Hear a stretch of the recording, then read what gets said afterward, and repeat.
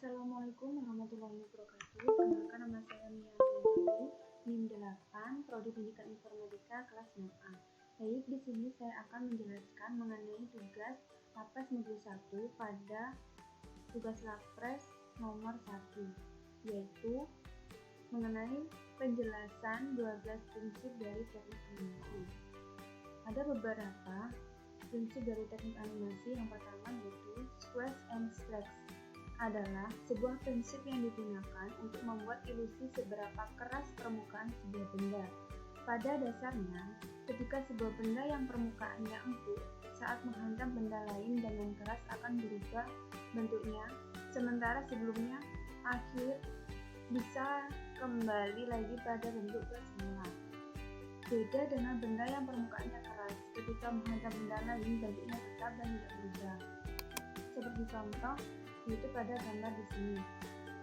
Nah, di sini pada benda yang permukaannya empuk maka akan mengalami benturan seperti ini. Nah, kemudian yang kedua yaitu anticipation, adalah sebuah prinsip animasi di mana kita sebagai animator memberikan tanda pada penonton mengenai apa yang akan dilakukan oleh si karakter. Anticipation ini biasa digunakan sebagai transisi dari dua major action, misal di antara posisi berdiri dan berlari. Nah, sebagai contoh yaitu pada gambar yang awal ini. Gambar awal ini adalah posisi berdiri, kemudian agak melebar kakinya. Nah, kemudian seperti ini. Prinsip yang ketiga yaitu stacking. Di dalam pengaplikasian prinsip animasi ini, bayangkanlah bahwa setiap gambar dalam animasi kita itu adalah sebuah penampilan di panggung yang mana kita sebagai direktornya harus memastikan bahwa ide cerita dari setiap detak penampilan harus tersampaikan dengan sempurna pada para penonton. Hal ini berarti kita harus memastikan bahwa setiap gerakan, ekspresi, dan mood dari si karakter harus terlihat jelas dan tidak disalahartikan. Sebagai contoh seperti ini. Ini disebut sebagai poor staging, yang di sini yaitu sebagai good staging. Yang keempat yaitu strike ahead and pause to pause. Yang pertama adalah strike ahead occasion, yaitu membuat animasi dengan cara seorang animator menggambar satu persatu frame by frame dari awal sampai selesai seorang diri. Teknik ini memiliki kelebihan, yaitu kualitas gambar yang konsisten karena dikerjakan oleh satu orang saja, tetapi memiliki kekurangan waktu pekerjaannya yang lama. Kemudian yang kedua adalah pause to pause, yaitu pembuatan animasi oleh seorang animator dengan cara menggambar hanya pada keyframe tertentu saja. Selanjutnya in between atau interval antar keyframe digambar atau dilanjutkan oleh asisten atau animator lain. Cara yang kedua ini lebih cocok diterapkan dalam industri karena memiliki kelebihan waktu pengerjaan yang relatif lebih cepat karena melibatkan lebih banyak sumber daya. Sebagai contohnya, nah ini ya teman-teman. Lanjut dari prinsip yang kelima yaitu follow through and overlapping action. Konsep dari follow through action adalah bahwa benda-benda yang saling berhubungan tidak pernah bergerak bersamaan. Ketika ada satu benda yang menjadi flat, benda utama yang bergerak, maka semua benda-benda yang tersambung dengan benda lain ini akan ikut bergerak tapi tidak secara bersamaan.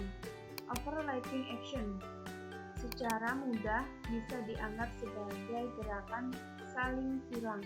Maksudnya adalah serangkaian gerakan yang saling mendahului atau overlapping. Pergerakan tangan dan kaki ketika berjalan bisa termasuk di dalamnya. Sebagai contoh, nah, ini dapat contoh. Yang pertama ini adalah follow through. Kemudian prinsip yang keenam yaitu slow in and slow out. Slow in and slow out menegaskan kembali bahwa setiap gerakan memiliki percepatan dan perlambatan yang berbeda-beda. Slow in terjadi jika sebuah gerakan diawali secara lambat kemudian menjadi cepat. Sedangkan slow out terjadi jika sebuah pergerakan yang relatif cepat kemudian melambat. sebagai contoh pada gambar yang sudah tersedia ya teman-teman.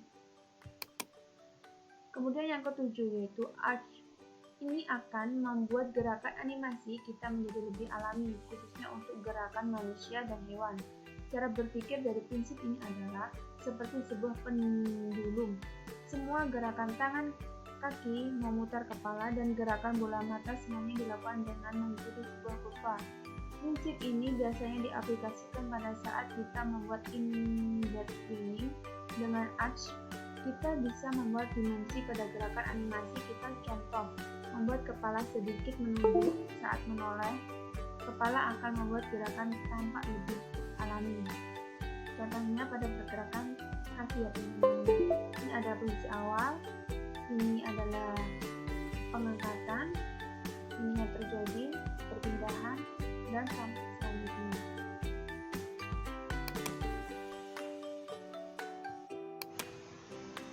Kemudian yang ke-8 yaitu secondary action adalah prinsip di mana ada gerakan sekunder yang terjadi akibat adanya gerakan utama. Nah, awalnya posisinya itu seperti ini, kemudian berubah kakinya agak mengangkat, kemudian yang ketiga lebih mengangkat karena perpindahan posisi akan menjadi seperti ini, yang keempat yaitu seperti ini, 5, kemudian yang terakhir yaitu seperti ini. Nah, kemudian kita lanjutkan pada prinsip yang ke-9 yaitu timing atau waktu adalah prinsip terpenting di dalam animasi. Timing menentukan berapa gambar yang harus kita buat di antara dua pose atau yang biasa kita sebut dengan istilah embed frame. Prinsipnya, semakin banyak embed frame berarti durasi semakin lama, sehingga action yang sedang dilakukan pun akan semakin panjang. Oleh karena itu, timing cut yang pas akan mempresentasikan prinsip dari action yang pas pula. Nah, posisi pada awal yaitu seperti ini. Ini langkah dari A ke langkah yang terakhir ini disebut sebagai timing. Kemudian prinsip yang ke-10 yaitu appeal, berkaitan dengan keseluruhan look atau gaya visual dalam animasi. Kita bisa dengan mudah mengidentifikasi gaya animasi buatan Jepang dengan hanya melihat sekilas. Kita juga bisa melihat style animasi buatan Disney atau DreamWorks cukup dengan melihatnya beberapa saat. Hal ini karena mereka memilih style atau gaya tersendiri dalam pembuatan karakter animasi. Seperti ini ya teman-teman. Kemudian yang ke-11 yaitu exaggeration adalah upaya untuk mendramatisir sebuah animasi dalam bentuk rekayasa. Gambar yang bersifat hiperbolis dibuat untuk menampilkan ekstremitas, ekspresi tertentu, dan lainnya dibuat secara menunjuk. Banyak dijumpai di film-film animasi seperti Tom and Jerry, Donald Duck, Doraemon, Barbie, kemudian Dora, dan lain sebagainya. Kemudian prinsip yang terakhir yaitu solid drawing, menggambar sebagai dasar utama animasi memegang peranan yang signifikan dalam menentukan baik proses maupun hasil sebuah animasi.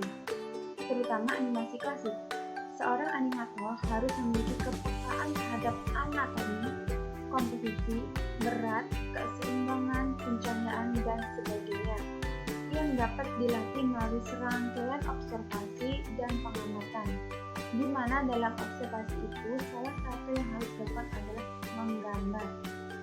Baik, mungkin itu adalah beberapa 12 prinsip dari teknik animasi yang bisa saya jelaskan. Apabila ada salahnya saya mohon maaf.